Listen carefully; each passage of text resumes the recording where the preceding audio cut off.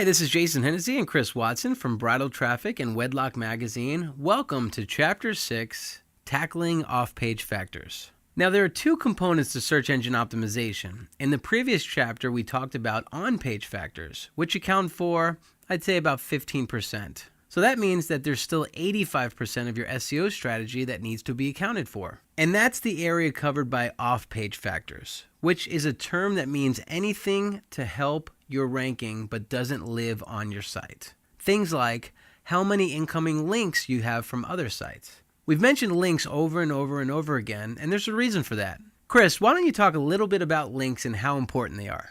You're right. We talk ad nauseum about links. I want to recap just a little bit before we get into all this. I tend to recap a lot. You'll notice that. We've been given a set of tools, and in those tools is a toolbar. And that toolbar shows you the number of incoming links into a site, every site that you're looking at. We've shown you how to do your keyword research the right way, and all of this has led up to the stuff that we covered in the previous chapter about on-page factors, which is to put all those keywords into your pages. But now the keywords start to play out in a link context. And let me just explain what that means. A common misconception or a distinction that many people miss when it comes to building links into a site and overall SEO is that it's really important and advantageous to your site for the site's ranking if those links actually have the keywords in the links coming back into your site. A link into your site that says click here is good, but a link that actually says Dallas wedding photography is way better. It carries much more weight with Google. If you can somehow get third-party sites to place that keyword in the blue underlined text on their page, and that connects through to your site, well, that's just a home run. And in some instances, it's a grand slam. If you're going to try to rank for a thing like wedding bouquets or anything, and say you get a New York Times to put the keyword wedding bouquet in the link they place on the New York Times site, and that link comes through to your site, pretty sure you're going to start to skyrocket through the rankings for wedding bouquet. And that's just one example. And this is something that Jason is just a genius at. To top rank for a keyword such as wedding, not only does that take a really sophisticated understanding of how to use your keywords the right way on your page and build out a site that's very robust, but the keyword strategy that he used, and Jason, I believe you're going to go through that with us, to get top ranking for that keyword, that in and of itself is a great case study on how to link build and link building the right way. One concern people often have, and it's a justified concern, is when you start link building, if you outsource, then there's going to be a bunch of people in a foreign country who are just building links for you, and Google doesn't like that. That's because often these link builders who do this for you are practicing link building techniques that are attempting to scam the Google system. We call those practices black hat, as in the bad guy were in the Westerns who were the black hats.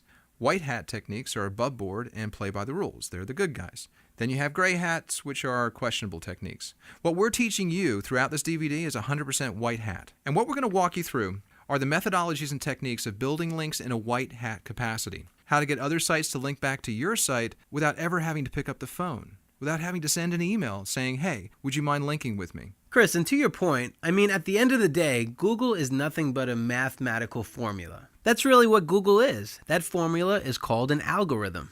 Google doesn't have people behind the search bar saying, oh my God, this guy searched for football. Let's make sure that this result comes up.